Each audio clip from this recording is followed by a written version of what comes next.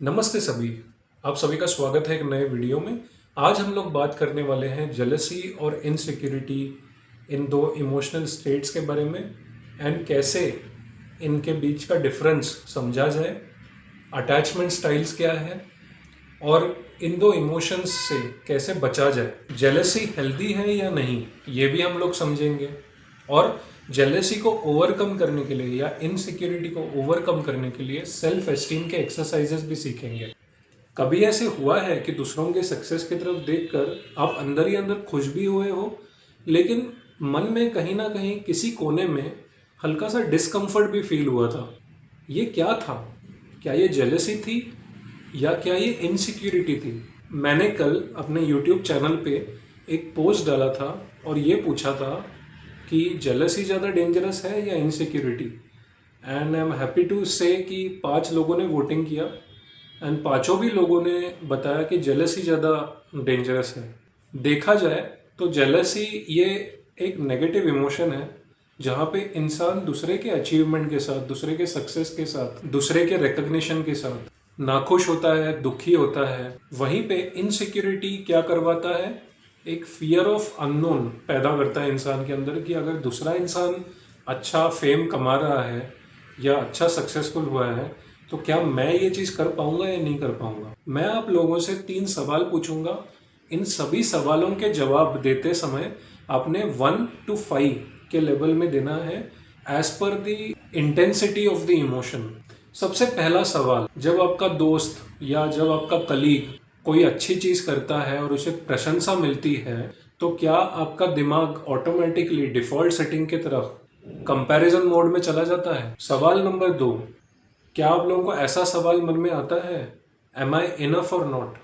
सवाल नंबर 3, जब कोई आपसे अच्छा परफॉर्म करता है किसी भी चीज़ में तो आप मोटिवेट होने के बजाय डिस्करेज फील करते हो? अगर इन 3 सवालों का जवाब हाई लेवल की तरफ है, हाई इंटेंसिटी की तरफ है इमोशनल, तो इसका मतलब ये समझ सकते हैं कि जेलसी और इनसिक्योरिटी के आप शिकार हो चुके हैं।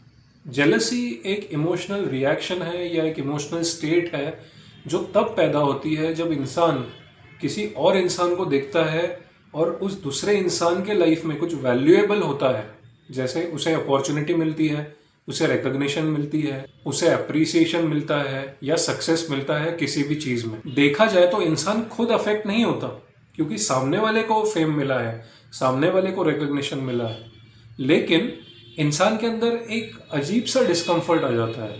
अगर आप नोटिस करोगे तो ये बेसिकली कंपैरिजन की वजह से होता है, एक्सटर्नल सिचुएशंस की वजह से होता है, पीयर प्रेशर की वजह से होता है।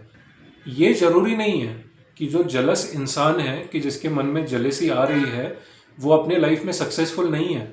वो अपने लाइफ में सक्सेसफुल हो भी सकता है, लेकिन फिर भी दूसरे को मिलने वाली वैल्यूएबल चीज़ें देखकर उसे डिस्कम्फर्ट फील हो रहा है। जलस इंसान के अंदर इरिटेशन होती है, एक कॉम्पिटिटिव पुश होती है, कंपैरिजन होता है, क्योंकि वो इंसान खुद अच्छा कर रहा होता है और उसे रिकग्निशन चाहिए होता है, उसे अपॉर्चुनिटी चाहिए होती है। लेकिन जब वो मेहनत करने के बावजूद अगर कोई और उससे और बेहतर परफॉर्म कर रहा हो तो शायद उस अननोइंगली वो ऐसे सेल्फ डिफीटिंग बिहेवियर्स करता है कि जैसे जलस होने के बाद किसी और को सार्केस्टिकली ऐसा कुछ बोल देना कि जिससे वो हर्ट हो जाए। इनसिक्योरिटी बेसिकली एक्सटर्नल सिचुएशंस से ज़्यादा आपके इंटरनल बिहेवियर या आपकी इंटरनल थिंकिंग, कॉग्निशन से रिलेटेड है।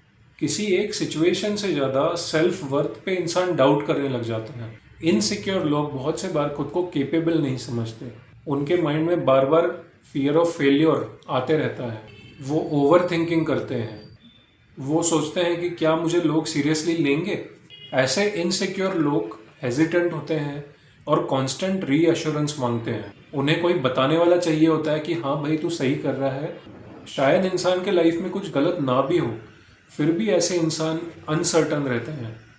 देखा जाए तो जेलसी ये दूसरे लोगों को देखकर फील होने वाली इमोशनल स्टेट है और इनसिक्योरिटी खुद के सेल्फ वर्थ पे, खुद के सेल्फ एस्टीम पे डाउट करने वाली एक मैकेनिज्म है।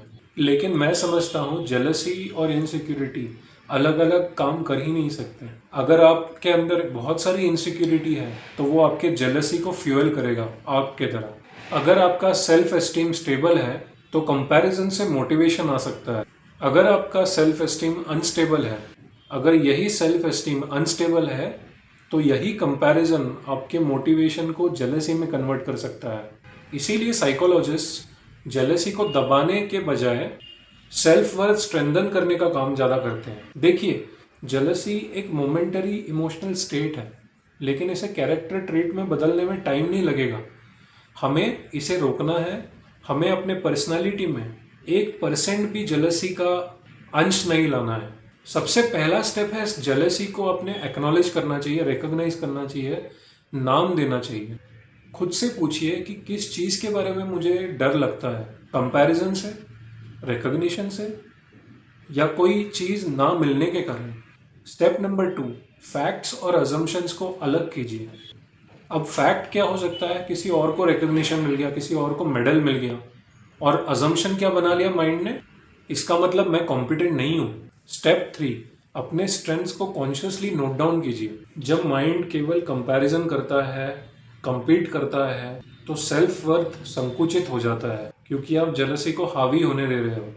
स्टेप 4, रिएक्शन से पहले पॉज लीजिए, थोड़ा ब्रेक लीजिए। किसी भी चीज़ में छोटा सा ब्रेक, थोड़ी सी डीप ब्रीदिंग, थोड़ा सा सेल्फ टॉक आपके जेलसी के स्पाइरल को थोड़ा धीमा कर देगा। यहाँ पे आपने आपके इमोशनल इंटेलिजेंस का यूज़ करना है और अपने दिमाग के अंदर किसी भी तरह का अजम्पशन बनने नहीं देना है। आपने आपके इमोशंस को देखकर उन्हें रिकॉग्नाइज करके उन्हें कंडीशन करना है कि मैं जेलसी के लिए नहीं बना हूँ, मैं इनसिक्योर होने के लिए नहीं बना हूँ, बल्कि मैं सिर्फ अपने काम पर फोकस करने के लिए बना हूँ। अब हम लोग समझते हैं अटैचमेंट स्टाइल्स का क्या रोल है।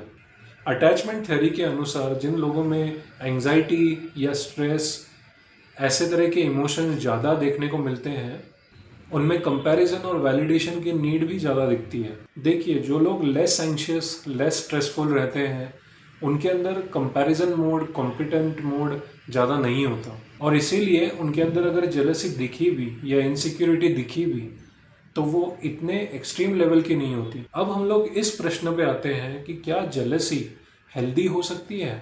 अगर देखा जाए तो जेलसी का कंस्ट्रक्टिव यूज़ हो सकता है चैनलाइज करने में, हमारे स्किल्स में, गोल्स पर फोकस करने के लिए। तो जेलसी ग्रोथ की दिशा भी दे सकती है।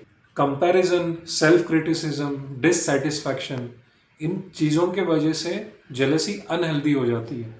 अब हम लोग कुछ सेल्फ एस्टीम बिल्ड करने के एक्सरसाइजेस देखेंगे, जिससे आप जेलसी और इनसिक्योरिटी को दूर कर सकते हैं। सबसे पहला पॉइंट है कि अगर दूसरे को रिकॉग्निशन मिल रहा है, अपॉर्चुनिटी मिल रही है, तो आपको अंदर से खुश होना चाहिए कि हाँ, किसी और को मिल रहा है, ना कि दुखी होना चाहिए। सामने वाले की तारीफ करनी चाहिए और उसके बाद खुद की तारीफ करनी चाहिए कि भाई मेरा मन कितना बड़ा है कि मैं दूसरे के भी सक्सेस में हंस रहा हूँ। You should pat on your back कि you have overcome your jealousy and constant insecure patterns. Second exercise for self-esteem, I believe, is positive self-talk. दूसरों ने जो अचीव करना था वो अचीव कर लिया, आपने वहाँ पे फोकस ही नहीं ले जाना है। आपने सिर्फ अपने काम पर फोकस करना है। आपका काम क्या है? अपना काम करना और खुद से सिर्फ अच्छी बातें बोलना, किसी की भी नेगेटिव चीज़ नहीं सुनना, और अपने साथ सिर्फ पॉजिटिव सेल्फ टॉक करते रहना। सेल्फ एस्टीम बढ़ाने की थर्ड एक्सरसाइज, अपने काम में कंसिस्टेंट रहना। जो इंसान अपने काम में कंसिस्टेंट है, उसके अंदर किसी तरह की इनसिक्योरिटी या जेलसी आएगी ही नहीं। तो कमेंट सेक्शन में ज़रूर लिखिए नेक्स्ट आप कौन से इमोशन के ऊपर वीडियो बनते हुए देखना चाहते हैं।